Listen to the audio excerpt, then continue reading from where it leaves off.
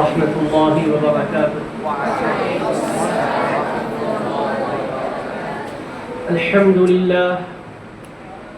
الحمد لله رب العالمين، والصلاة والسلام على حبيبه سيد الأنبياء وخاتم المرسلين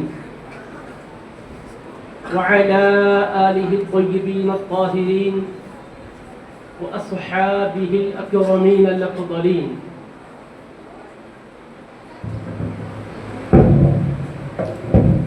وعلى من أحبهم وتبعهم بإحسان إلى يوم الدين أجمعين. أما بعد،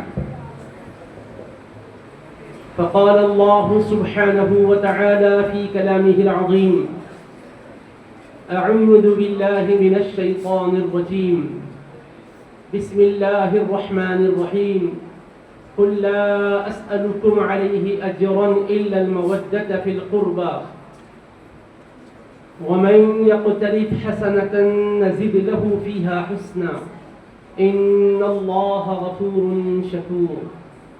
وقال تعالى في شأن حبيبه الكريم: إن الله وملائكته يصلون على النبي يا أيها الذين آمنوا صلوا عليه وسلموا تسليما. اللهم صل على سيدنا محمد وعلى آله وصحبه أفضل صلواتك وعدد معلوماتك وبارك وسلم. گرامی منزلت مشائخ اعظام، علماء کرام، خطبائے ذوی احترام، بزرگان محترم، عزیز طلباء، آج باب العلم انوار محمدی کے بانی و ناظم مولانا اسحاق قادری صاحب حفیظہ اللہ کے زیر انتظام اس بابرکت جلسہ شہادت امام ہمام، امام علی مقام حضرت سیدنا امام حسین رضی اللہ تعالی عنہ میں آپ کی اور ہماری شرکت بمشیت الہی موجب سعادت و برکت ہے۔ ابھی آپ نے علامہ حافظ و قاری ڈاکٹر سید شاہ رضوان پاشا قادری لا ابالی حفظہ اللہ سے نہایت ہی پرمغز تقریر دل پذیر سماعت فرمائی ہے۔ اللہ رب العزت کے حبیب صلی اللہ تعالی علیہ وآلہ وصحبہ وسلم کے مقدس گھرانے کے نفوس قدسیہ کی محبت اور ان سے نسبت اور ان کی حقیقی چاہت، یہ کسی کے جذبات کے حوالے سے سوچنے والی بات نہیں ہے۔ قرآن کریم میں رب العالمین کی طرف سے ہدایت دی گئی ہے کہ اگر سعادت و خیر و بختی چاہتے ہو تو نبی پاک علیہ السلام کے گھرانے والوں سے، اہل بیت اطہار سے سچی محبت اور پکی عقیدت دلوں میں بسائے رکھو۔ ارشاد الہی ہے: قل لا اسألکم علیہ اجرا الا المودۃ فی القربى۔ اے میرے حبیب علیہ السلام، آپ ارشاد فرما دیجئے: اے لوگوں، میں تم سے اس دین اسلام کی تبلیغ اور کار ہدایت پر کسی قسم کا معاوضہ نہیں چاہتا ہوں، بس حکم یہی ہے کہ قرابت داروں کے ساتھ محبت کرو۔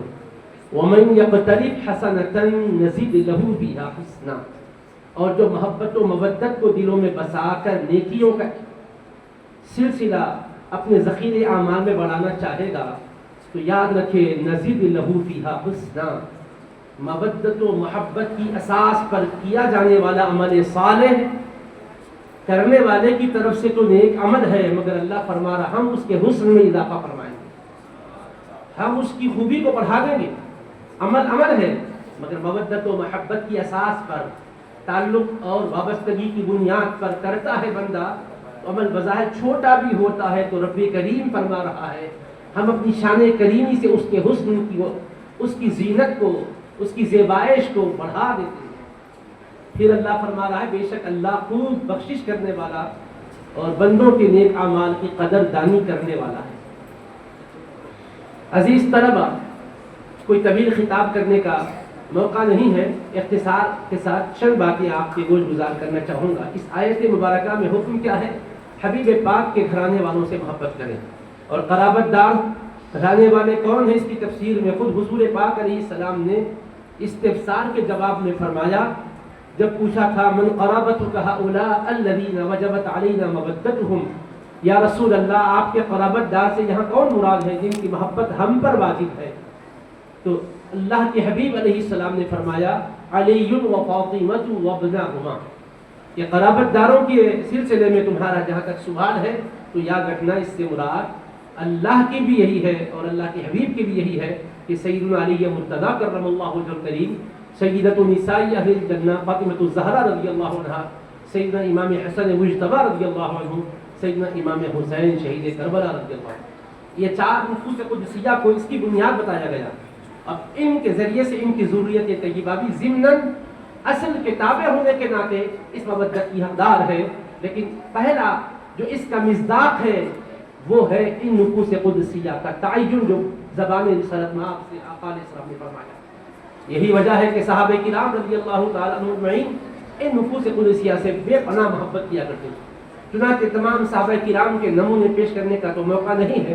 حضرت صدیق اکبر رضی اللہ عنہ کا ارشاد جو صحیح بخاری میں ہے وہ آپ کے گوش گزار کر رہا ہوں، خود فرماتے ہیں والذی نفسی بیدہ لقرابۃ رسول اللہ صلی اللہ علیہ وسلم احب الی ان اصل من قرابتی، قسم ہے اس ذات کی جس کے قبضے قدرت میں میری جان ہے، اللہ کے رسول علیہ السلام کے گھرانے والوں کے ساتھ اچھا سلوک کرنا مجھے اپنے گھرانے والوں کے ساتھ اچھا سلوک کرنے سے زیادہ محبوب ہے۔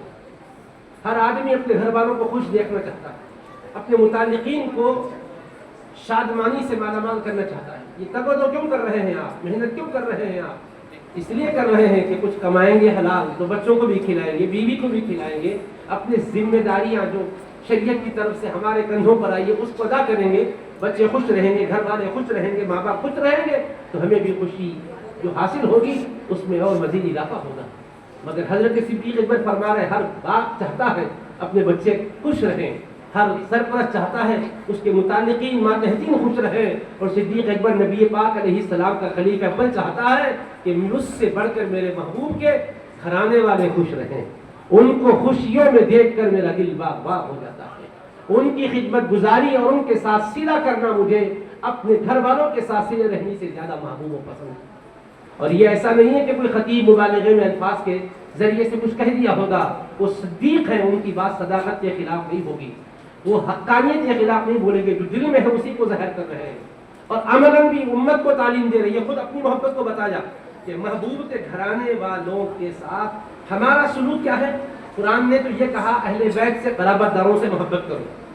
آج ہمیں کسی اور کے تنازع میں نہیں سمجھنا، قرآن و سنت کو اس ماحول میں سمجھنا ہے جس ماحول میں قرآن و سنت کے انوار سے لوگوں کو روشن کیا گیا۔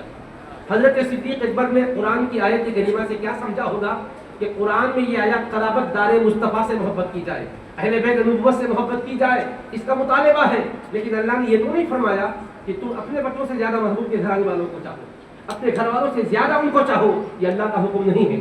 اللہ نے فرمایا محبوب کے گھرانے والوں سے محبت کرو۔ اب یہ محبت کا معیار دیکھیے صدیق اکبر کی زبان سے آپ کو سننے کو مل رہا ہے، وہ کہہ رہے رب نے تو محبت کا حکم دیا ہے، مگر اس سے ہم سمجھ گئے منشاء الہی یہ ہے، انہیں چاہا جائے تو مصطفیٰ کی وجہ سے چاہا جائے، اس لیے کہ یہ قرابت دار ہے مصطفیٰ کے، اہل بیت ہے مصطفیٰ کے۔ اب ابو بکر مصطفیٰ کو جس طرح چاہتا ہے مصطفیٰ والوں کو بھی اسی طرح چاہتا ہے۔ جب خدمت گزاری کی بات آئے گی، حبیب جلوہ فرما ہوں گے اور میرے گھر کے مسائل ہوں گے، میں خدمت مصطفیٰ کو ترجیح دوں گا اپنے گھر والوں کے ساتھ حسن سلوک کرنے کے بالمقابل۔ وہی معیار سے میں گھرانے والوں کو دیکھتا ہوں مصطفیٰ کے کہ میں اپنے گھر والوں کو دینے کے بالمقابل اہل بیت نبوت کی خدمت کو اس سے زیادہ محبوب سمجھتا ہوں۔ کیوں سمجھتا ہوں؟ اس لیے کہ ہم مصطفیٰ کی آل کو مصطفیٰ کی نظر سے دیکھ کر چاہتے ہیں۔ اللہ کے حبیب علیہ الصلوۃ والسلام نے ایک موقع پر فرمایا من احبنی واحب هذین واباہما وامہما کان معی فی درجتی یوم القیامہ۔ یہ دونوں جو نظر آ رہے ہیں حسنین کریمین، ان کو اچھی طرح پہچانو، ان کو دیکھو، ان کی محبت محض محبت نہیں ہے، محبت کا تو دین ویسے بھی حکم دیتا ہے۔ مسلمانوں کو ایک دوسرے سے نفرت کرنے کی اجازت ہے نہیں۔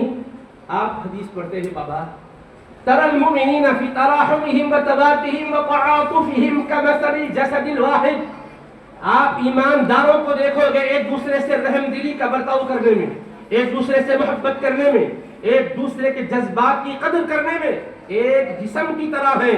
اس کے کسی ایک حصے کو دکھ پہنچتا ہے تو بقیہ حصہ درد میں شریک ہو جاتا ہے، کرب محسوس کرتا ہے. تو کیا مطلب سمجھے آپ؟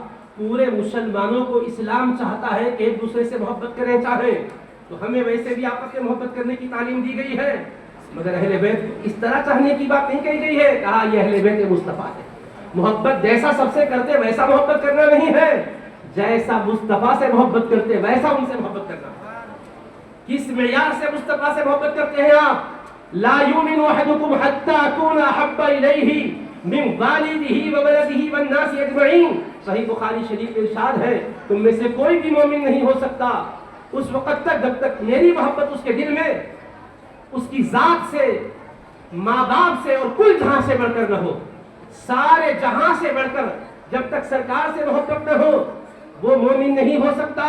تو اب محبت آقا کی کیسی چاہیے؟ سارے جہاں سے بڑھ کر چاہیے. تو اہل بیت مصطفیٰ کی محبت بھی سارے گھرانے والوں کی محبت سے بڑھ کر چاہیے. تو کیا فرمایا؟ من احبنی، جو مجھ سے محبت کرے، وہ احب ہذین، جو حسن و حسین سے محبت کرے رضی اللہ عنہ، وہ اباہما، جو ان کے والد سے محبت کرے، وہ امہما، جو ان کی والدہ سے محبت کرے، یعنی حیدر کرار سے، سید کائنات سے محبت کرے. تو کیا ہوگا؟ کان معی، وہ میرے ساتھ ہوگا، فی درجتی، میرے درجے میں ہوگا، یوم القیامت، قیامت کے دن اسے ہولناکیوں کا سامنا کرنا نہیں پڑے گا، میرے آغوش رحمت میں ہوگا، میری چادر رحمت تری ہوگی، اس کے زیر سایہ اس کا حشر ہوگا. تو محبت ہی نہیں، خوب محبت کرنے کا یہاں حکم بھی ہے اور انہوں نے کر کے دکھایا بھی. اور یاد رکھیے گا صرف محبت ایک کر کے آپ اس پر اکتفا کریں کافی نہیں ہے. میرے آقا علیہ السلام نے یہاں تک فرمایا ان للہ عز وجل ثلاث حرمات. لوگوں یاد رکھو بے شک اللہ عز وجل کی 3 حرمتیں ہیں. اللہ عز وجل کی طرف سے 3 تقدس اور حرمت کے مقام بتائے گئے ہیں. فمن حفظہن حفظ اللہ دینہ و دنیا. جو ان حرمتوں کی حفاظت کرے گا اللہ اس کے دین اور دنیا کی حفاظت فرمائے گا. یعنی جو ان 3 حرمتوں کی حفاظت کرے گا اس کی بدولت اللہ کیا کرے گا؟ اس کے دین کی حفاظت کرے گا اور دنیا کو بھی برباد ہونے نہیں دے گا، دنیا کی بھی حفاظت کرے گا. تو ہر کوئی یہی چاہتا ہے میرا دین بھی سمجھ جائے، میری دنیا بھی اچھی ہو جائے. دعا بھی ہے ربنا آتنا فی الدنیا حسنہ وفی الآخرۃ حسنہ. اے ہمارے پروردگار تو دنیا میں ہمیں بھلائی عطا فرما اور آخرت میں بھی بھلائی عطا فرما. تو دنیا آخرت کی بھلائی مانتے ہیں، میرے آقا فرماتے ہیں جو دنیا اور آخرت کی بھلائی چاہے اور اپنے دین اور دنیا کی حفاظت چاہے ان 3 حرمتوں کی حفاظت کرو. کون سی 3 حرمتیں ہیں؟ میرے آقا فرماتے 3 حرمتوں کی جو حفاظت کریں گے وہ دین کی بھی حفاظت، اللہ ان کے دین کی بھی حفاظت کرے گا، دنیا کی بھی حفاظت کرے گا. ومن لم يحفظهن، اور جو ان 3 حرمتوں کی حفاظت نہیں کریں گے لم يحفظ اللہ دینہ ودنیاہ، تو اللہ اس بندے کے نہ دین کی حفاظت کرے گا نہ اس کی دنیا کی حفاظت کرے گا. پھر میرے آقا نے فرمایا حرمت الاسلام حرمتی و حرمت رحیمی. اسلام کی حرمت کی جو حفاظت کرے گا اور نبی پاک کی حرمت کی جو حفاظت کرے گا اور آقا کے اہل بیت کی حرمت کی جو حفاظت کرے گا خدا اس بندے کے دین کی بھی حفاظت کرے گا، اس کی دنیا کی بھی حفاظت کرے گا. تو محبت بھی کرو، خوب محبت کرو، ٹوٹ ٹوٹ کے چاہو. اور فرمایا یہی نہیں بے توقیری ہونے بھی نہ دو، بے احترامی ہونے بھی نہ دو. اسلام کی حرمت پر جہاں پہرا دینا ہے، نبی پاک کے ناموس کے لیے جہاں پہرا دینا ہے، وہی مصطفیٰ کے گھرانے والوں کی عزت و حرمت پر بھی پہرا دینا ہے. جو ان حرمتوں کا تحفظ کرتا ہے اللہ اس بندے کے دین کی حفاظت کرتا ہے اور اس کی دنیا کی حفاظت فرماتا ہے. اور جو ان حرمتوں کو پامال کر لیتا ہے اللہ نہ اس کی دین کی حفاظت کرتا ہے، دنیا کی حفاظت کرتا ہے. تو امام حسین سے محبت، آقا کے گھرانے والوں سے محبت، یہ کرنے سے ہوگا کیا؟ ہمارا دین محفوظ رہے گا اور ہماری دنیا کی بھلائیاں بھی ہمیں نصیب ہوگی. ان کی محبت سے آخرت کے مرتبے ہی نہیں ملیں گے بلکہ دنیا بھی اچھی ہو جائے گی، رزق میں برکت ہوگی، عمر میں برکت ہوگی، صحت اچھی رہے گی، خوشحالیاں مقدر بنے گی اور اللہ رب العزت فائز المرام بھی کر دے گا. وقت اخیر خاتمہ بھی خیر کا ہوگا. دنیا سے جائے گا تو ایمان کی سلامتی کے ساتھ جائے گا، کیونکہ نبیوں کے سردار حبیب کردگار صلی اللہ علیہ وسلم نے فرمایا جو ان 3 حرمتوں کی حفاظت کریں گے اللہ اس بندے کے دین اور دنیا کی حفاظت کرے گا. جو ان حرمتوں کو پامال کر دیں گے اللہ اس کی دنیا اور آخرت کو برباد کرے گا. دین بھی جائے گا اور دنیا کی بھی نعمتوں سے اسے اللہ جو خوشی کے ساتھ رضا کے ساتھ مالا مال کر رہا ہے، اللہ پاک اس کو بچائے گا نہیں۔ اور ایک حدیث مبارک سنیے تاکہ اندازہ ہو کہ ان کے ساتھ حرمت کا رشتہ، تقدس کا رشتہ کس طرح استوار کرنا اللہ کو پسند ہے، اللہ کے حبیب علیہ السلام کو پسند ہے، تاکہ سمجھ میں آ جائے کہ یہ کس مقام قرب پر فائز کیے گئے ہیں۔ صحیح حدیث پاک میں آپ کے سامنے رکھتا ہوں، بار بار آپ حدیث علماء سے سنتے ہیں، اساتذہ سے پڑھتے ہیں، صرف اس کے مضمون کو سمجھنے کی میں دعوت دیتے ہوئے بات کو ختم کرنا چاہتا ہوں۔ حضور علیہ السلام کتنا چاہتے ہیں، ہمیں حکم دیا تم چاہو حسنین کریمین سے محبت کرو، ان کے والدین کریمین سے محبت کرو، آقا کی ذریت طیبہ سے محبت کرو، اور خود کیسے آقا نے محبت کی ہے سنیے، حدیث پاک ہے۔ سرور کونین علیہ السلام نماز پڑھا رہے تھے، عشاء کی نماز تھی، حسنین کریمین میں سے کوئی ایک آ گئے اور پشت اتھر پر سوار ہو گئے۔ آقا علیہ السلام نماز کی حالت میں، سجدے کی کیفیت میں اس قدر محو ہو گئے کہ آپ کا سجدہ دراز سے دراز تر ہو گیا۔ ایک مرتبہ صحابی ایسا جب ہوا واقعہ تو انہوں نے سر اٹھا کر جو ہی دیکھا پشت اتھر پر آقا علیہ السلام کے حسنین کریمین میں سے کوئی ایک سوار ہے، فوراً وہ سجدے میں چلے گئے۔ نماز سے فارغ ہونے کے بعد ایک سوال کیا، یا رسول اللہ آج آپ نے غیر معمولی طویل سجدہ کیا ہے، اس کی وجہ بتائیے، کیا راز ہے؟ تو حضور علیہ السلام نے فرمایا میرا بیٹا حسن یا میرا بیٹا حسین یہ دونوں پشت پر سوار ہو گئے تھے، میں نے مناسب نہیں سمجھا کہ پشت سے ان کو اتار دوں یہاں تک کہ وہ اپنی خواہش پوری کر لیں۔ اے میرے عزیز طالب علموں، تم علم کے ایک ادارے میں پڑھ رہے ہو، کوئی واقعہ جب سامنے آتا ہے، کوئی مضمون سامنے آتا ہے، اس کو دیکھنے والے مختلف طریقے سے دیکھتے ہیں، تشریح بھی مختلف انداز سے کی جاتی ہے۔ کیا وجہ ہے کہ اللہ کے رسول علیہ السلام نے امام حسن امام حسین کے پشت پر بیٹھنے کی صورت میں سجدے سے سر نہ اٹھا کر سجدے کو کیوں دراز فرما دیا؟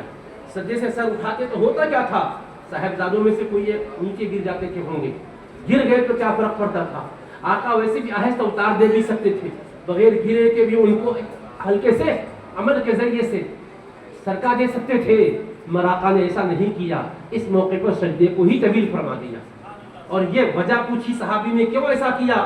فرمایا وَلَكِنَّ ابْنِي ارْتَحَلَنِي، میرا بیٹا میری پشت پر سوار ہو گیا تھا، فَكَرِهْتُ أَنْ أُعَجِّلَهُ، میں نے پسند نہ کیا کہ جلدی کروں، حَتَّى يَقْضِيَ حَاجَتَهُ، یہاں تک کہ میرا بیٹا اپنی خواہش پوری کر لے۔ اب کون سی خواہش پوری کر رہے تھے وہ کہ جس کی وجہ سے حضور نے سجدے کو طویل کر دیا؟ جو میں وجدانی طور پر سمجھتا ہوں وہ بات آپ کے سامنے رکھتا ہوں، اس لیے کہ ہمارا تعلق درسگاہ سے بھی ہے، خانقاہ سے بھی ہے۔ اولیاء کرام عرفان کے ذریعہ بہانے والے کیا کیا توجہات باطنی سے سمجھتے ہوں گے، وہ ان کے فہم کی بات ہے، لیکن نام لیواؤں نے جو کچھ سمجھایا میں وہ آپ کے سامنے رکھنا چاہتا ہوں۔ میں فیضان اولیاء کرام دیکھیے گا کہ حضرت نبی کریم علیہ السلام کا سجدہ ہے، اور انسان سب سے زیادہ اللہ کے قریب کب ہوتا ہے؟ نماز کی حالت میں ہو تو اللہ کے بہت قریب ہوتا ہے، نماز کی حالتوں میں بھی سجدے میں اللہ سے بہت زیادہ قریب ہو جاتا ہے۔ حدیث پاک میں ہے اقرب ما یکون العبد من ربہ وہو ساجد، بندہ سب سے زیادہ رب کے قریب سجدے کی حالت میں ہوتا ہے۔ آقا رب کے قریب سے قریب تر ہے، اور اس وقت پشت اتھر پر امام حسین سوار ہو گئے، سرکار ہے کہ سجدے کو دراز کر رہے ہیں۔ اب دیکھیے امام حسین سے محبت کا انداز کہ ویسے بھی نماز کے علاوہ بھی حالتوں میں حضور کندھے پر بٹھا لیا کرتے تھے اور ان کو سینے سے چمٹا لیا کرتے تھے، بوسہ لیتے تھے، چومتے تھے، پیار فرماتے تھے۔ اب پشت اتھر پر بیٹھ گئے تھے تو آقا علیہ السلام نے سجدے ہی کو دراز کر دیا۔ شہزادے اترنے سے پہلے آقا نے سجدے سے سر نہیں اٹھایا، پوچھنے پر بتایا میرے بیٹے کے آرام کا بھی خیال تھا اور اس کی خواہش وہ پوری کر رہا تھا، میں اس کو موقع دے رہا تھا۔ تو کیا تھا وہ موقع دینا؟ تو وجدان یہ کہتا ہے کہ ایسا موقع تھا کہ حضور قربت قاب قوسین میں ہے، اللہ کے تجلیات میں حضور پاک علیہ السلام سرشاری کا وہ عظیم اعزاز پا رہے تھے۔ ایسی کیفیت میں امام حسین پشت پر بیٹھ گئے اور آقا سے مس ہونے لگے، تو جو انوار سینہ مصطفیٰ میں عالم بالا سے آ رہے تھے اس کی تجلیات امام حسین میں منتقل ہو رہی تھی۔ امام حسین میں وہ نورانی کیفیتیں منتقل ہو رہی تھی۔ میں آپ سے کہنا چاہتا ہوں آج کی دنیا میں بھی کوئی مرید صادق ہو اور مرشد کامل ہو اور مرشد کے سینے سے لگ جائے، اس کے بعد علیحدہ ہو تو پوچھئے پہلے کیا تھے اب کیا ہو۔ اگر واقعی سچا ہو لینے والا اور دینے والا بھی کامل ہو، یقیناً فیض منتقل ہوتا ہے۔ میں کہنا چاہتا ہوں امام حسین سے سچی طلب والا کون اور آقا سے سچے طریقے پر عطا کرنے والا کامل کون؟ نبیوں کے نبی ہے، رسولوں کے سردار ہے۔ جب ان کے سینے اقدس سے علم کی خیرات بڑھتی ہے اور وہ پشتے تھر پر سوار ہو گئے، سجدے میں مصطفیٰ ہے، امام حسین پشت پر بیٹھے اور اس کے بعد ان کا چہرہ بھی ان آقا کے بدن سے لگا ہے، سینہ بھی لگا ہے، جس میں اقدس سے مسح ہو رہے ہیں۔ اے میرے دوستو، رسول پاک کا مبارک وجود ایسا وجود ہے کہ خاک کے ذروں پر قدم مبارک آتا ہے، وہ خاک بھی رش کے سریا بن جاتی ہے۔ قرآن میں اللہ نے فرمایا لا اقسم بہذا البلد وانت حل بہذا البلد، مجھے مکے کی قسم ہے، اس لیے کہ میرے حبیب آپ مکے میں چل رہے ہو، مکے میں جلوہ فرما ہو، مکے میں مصطفیٰ قدم رکھے، مکہ قسم کے لائق ہو گیا، انوار و تجلیات کا اس پر ظہور ہونے لگا تو مصطفیٰ کے سینے سے چمٹ گئے اور پشت طہر پر سوار ہو گئے۔ تو اس کیفیت سجدہ میں امام حسین کو مصطفیٰ جام قربت پلا رہے ہیں، تقرب الہی کے جام پلا رہے ہیں، اور جو انوار کو ملاحظہ کر رہے ہیں، منظر دکھا رہے ہیں، اور امام حسین ہے کہ سیراب ہوتے جا رہے ہیں اور وہ قوت و حوصلہ لیتے جا رہے ہیں، کیونکہ آج آقا نے دیکھا میرے بیٹے نے بڑی طرف کے ساتھ میرے پشت پر سواری کی ہے۔ اے میرے بیٹا، آج یہ سواری کے ذریعے سے جو تجھے نور منتقل کر رہا ہوں، کل کربلا کے میدان میں اس کے اظہار کا وقت آئے گا۔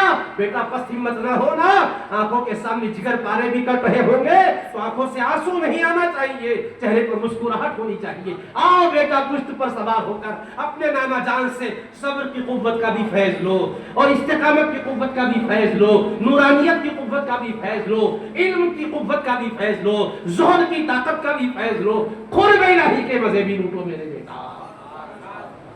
صرف پشت پر سوار ہونا نہیں تھا، بلکہ امام حسین کو معراج کرانا تھا، اور وہ عروج و ارتقاء سے ایسے نوازے گئے کہ پوچھئے بات۔